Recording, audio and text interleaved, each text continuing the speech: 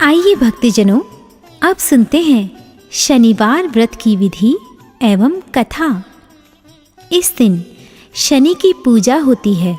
काला तिल, काला वस्त्र, तेल, उड़द शनि को बहुत प्रिय हैं। इसीलिए इनके द्वारा शनि की पूजा होती है। शनि की दशा को दूर करने के लिए यह व्रत किया जाता है। शनि स्तोत्र का पाठ भी विशेष लाभदायक सिद्ध होता है। कथा।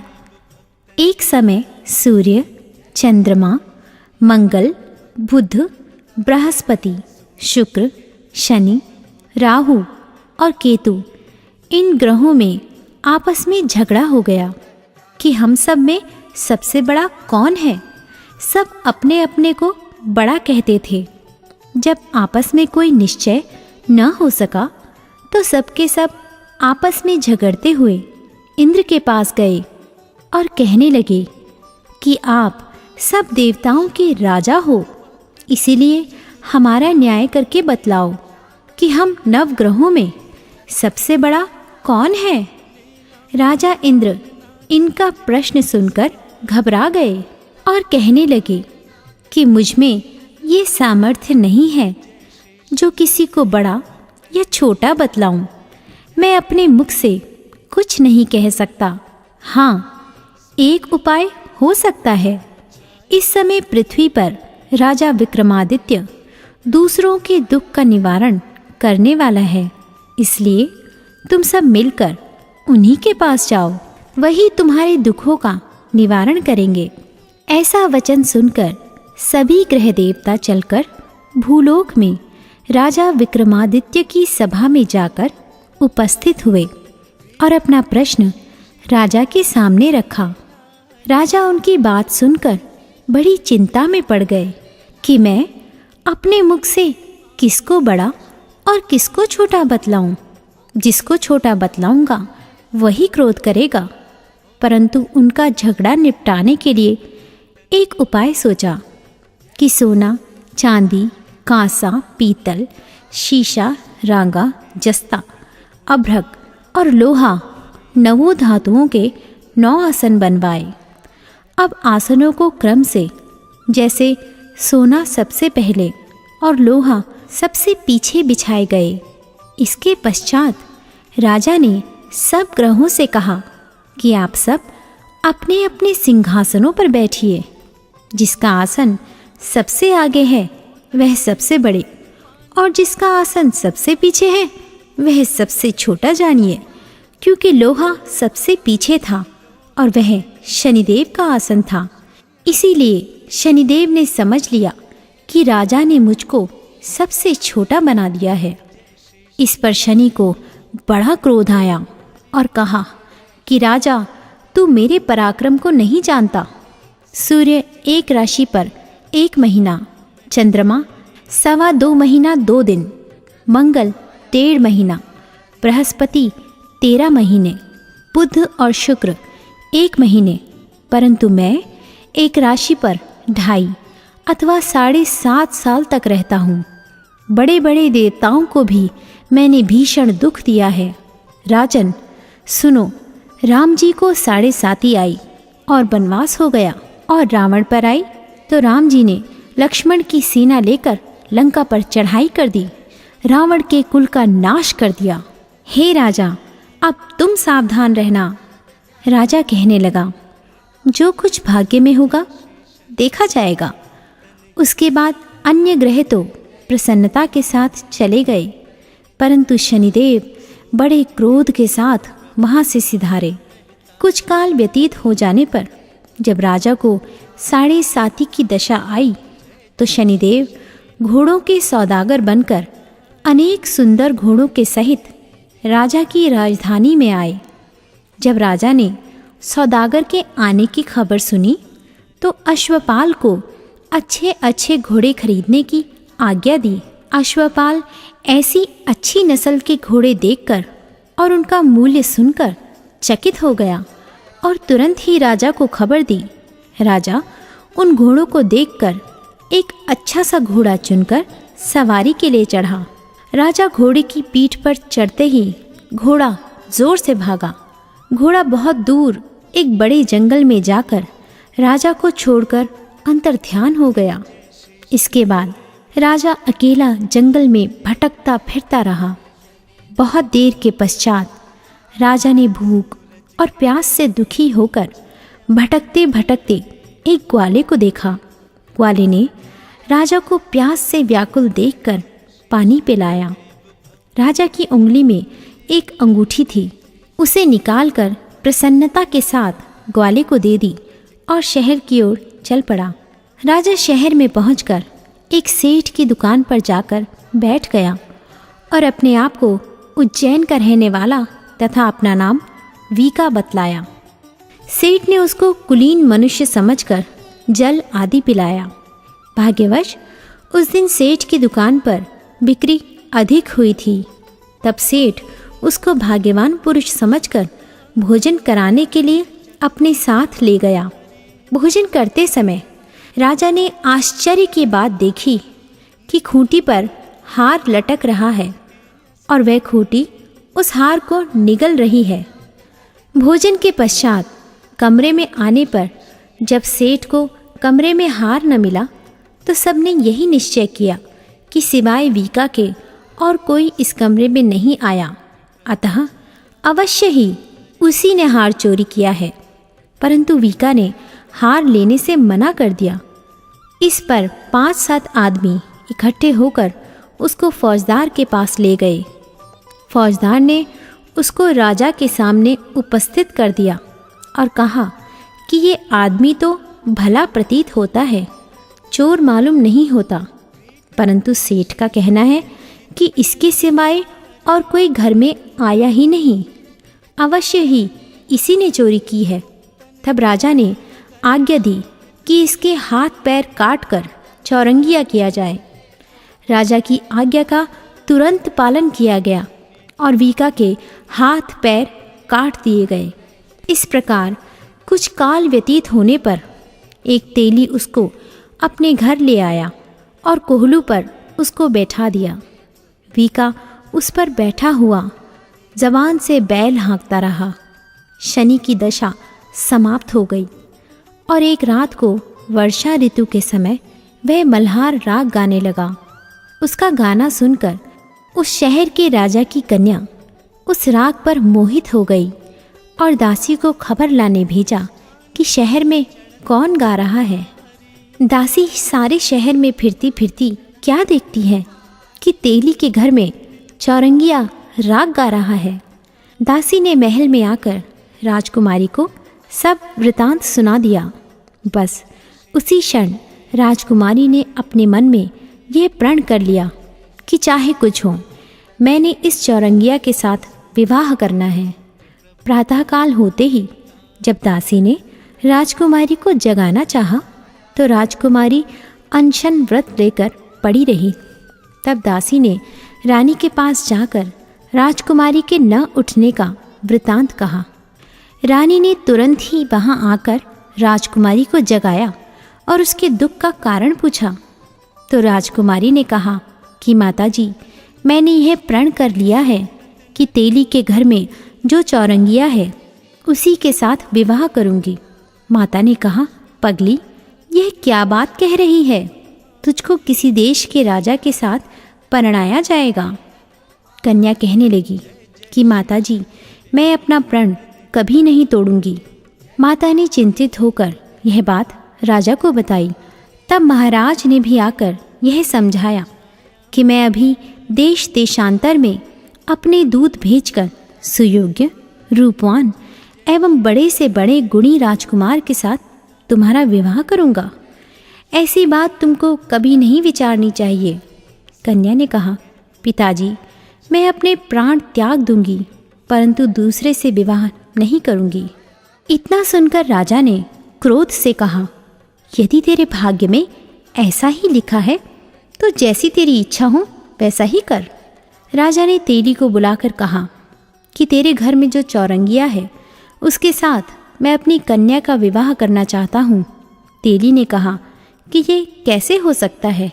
कहाँ आप हमारे राजा और कहाँ मैं एक नीच तेली। परंतु राजा ने कहा कि भाग्य लिखे को कोई नहीं टाल सकता, अपने घर जाकर विवाह की तैयारी करो। राजा ने उसी समय तोरण और वंदनवार लगवाकर अपनी राजकुमारी का विवाह चौरंगिया विक्रमादित्य के साथ कर दिया। रात्रि को जब विक्रमादित्य और राजकुमारी महल में सोए तो आधी रात के समय शनिदेव ने विक्रमादित्य को स्वप्न दिया कि राजा कहो, मुझको छोटा बतलाकर तुमने कितना दुख उठाया। राजा ने क्षमा मांगी। शनिदेव ने प्रसन्न होकर विक्रमादित्य को हाथ पैर दिए। तब राजा ने कहा, महाराज, मेरी प्रार्थना स्वीकार करें कि जैसा दुख आपने मुझे दिया है ऐसा और किसी को न दें। शनिदेव ने कहा कि तुम्हारी प्रार्थना स्वीकार है।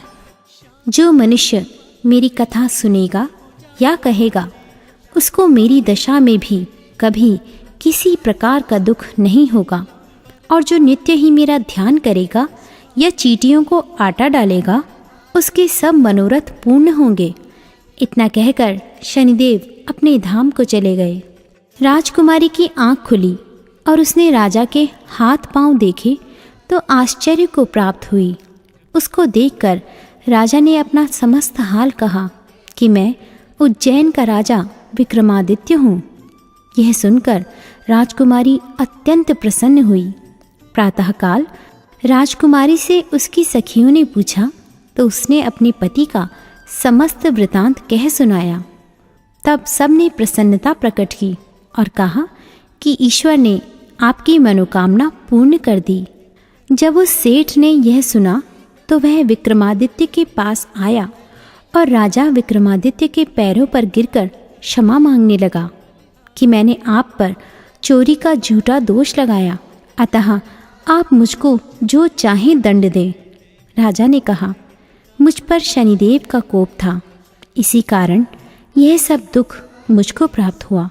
इसमें तुम्हारा कोई दोष नहीं, तुम अपने घर जाकर अपना कार्य करो। सेठ बोला कि मुझे तभी शांति होगी जब आप मेरे घर चलकर प्रीतिपूर्वक भोजन करेंगे। राजा ने कहा, जैसी आपकी मर्जी हो वैसा ही करें। सेठ ने अपने घर जाकर अनेक प्रकार के सुंदर भोजन बनवाए और राजा विक्रमादित्य को प्रीति भोज दिया।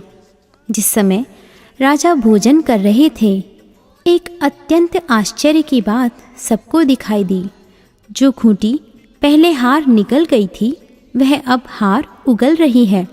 जब भोजन समाप्त हो गया तो सेठ ने हाथ जोड़कर बहुत सी मोहरें राजा को भेंट की और कहा कि मेरे श्रीकंवर नामक एक कन्या है, उसका पाणी ग्रहण आप करें। इसके बाद सेठ ने अपनी कन्या का विवाह राजा के साथ कर दिया और बहुत सा दान दहेज आदि दिया। इस प्रकार कुछ दिनों तक वहाँ निवास करने के पश्चात विक्रमादित्य ने शहर के राजा से कहा कि अब मेरी उज्जैन जाने की इच्छा है। फिर कुछ दिन के बाद विदा लेकर राजकुमारी मनभावनी, सेठ की कन्या श्रीकंवरी तथा दोनों जगह के दहेज में प्राप्त अनेक दास, दासी, रथ और पालकियों से सहित विक्रमादित्य उज्जैन की तरफ चले। जब शहर के निकट पहुँचे और प्रवासियों ने राजा के आने का संवाद सुना तो समस्त उज्जैन की प्रजा आगवानी के लिए गई। तब बड़ी प्रसन्नता से राजा अपने महल में पधारे। सारे शहर में बड़ा भारी महोत्सव मनाया गया और रात्रि को दीपमाला की गई।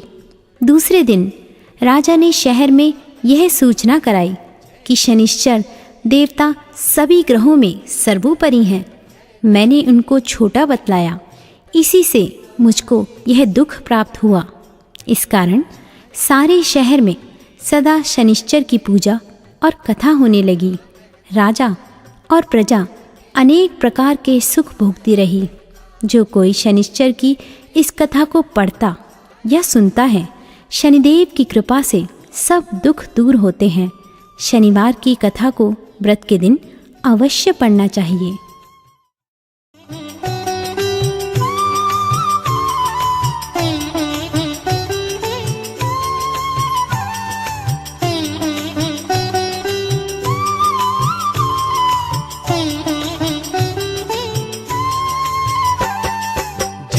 श्री शनि देव भक्तन हितकारी।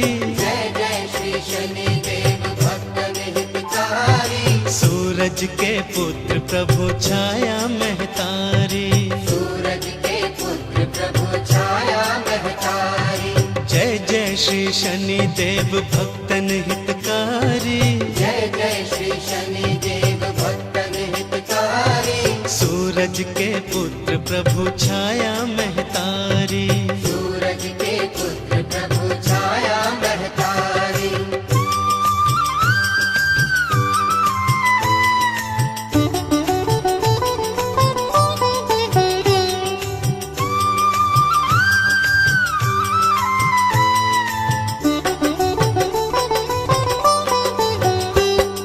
श्याम अंक वक्र दृष्टि चतुर्भुजाधारी।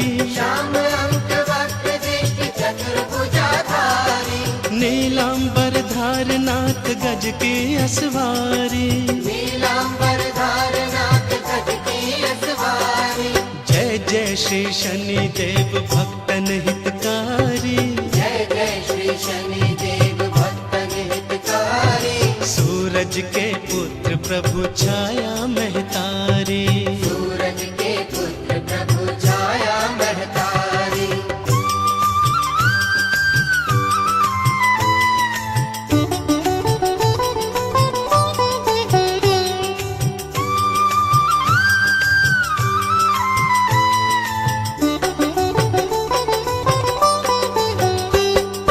किरीट मुकुट शीश रजत दीपत है लीलारी। किरीट मुकुट शीश रजत दीपक है लीलारी। मुक्तन की माला गले शोभित बलिहारी। मुक्तन की माला गले शोभित बलिहारी। ओ जय जय श्री शनि देव भक्तन हितकारी। जय जय श्री शनि देव भक्तन हितकारी। सूरज के पुत्र प्रभु छाया महतारी। सूरज के पुत्र प्रभु छाया महतारी।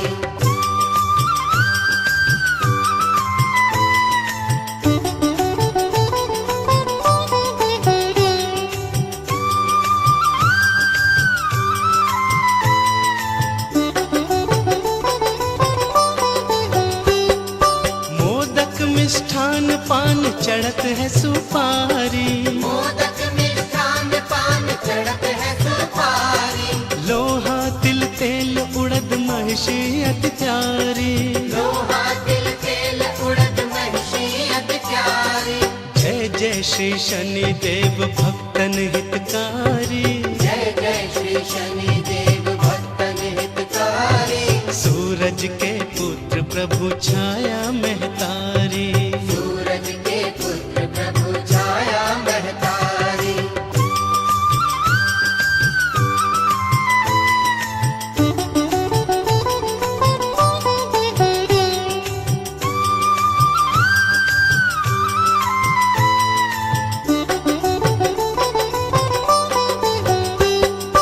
देव दनुज ऋषि मुनि सुमिरत नर नारी। देव तनुज ऋषि मुनि सुमिरत नर नारी। विश्वनाथ धरत ध्यान शरण है तुम्हारी। विश्वनाथ धरत ध्यान शरण है तुम्हारी। जय जय श्री शनि देव भक्तन हितकारी। जय जय श्री शनि देव भक्तन हितकारी। सूरज के पुत्र प्रभु छाया महतारी। सूरज के पुत्र प्रभु छाया महतारी। जय जय श्री शनि देव भक्तन हितकारी। जय जय श्री शनि देव भक्तन हितकारी। सूरज के पुत्र प्रभु छाया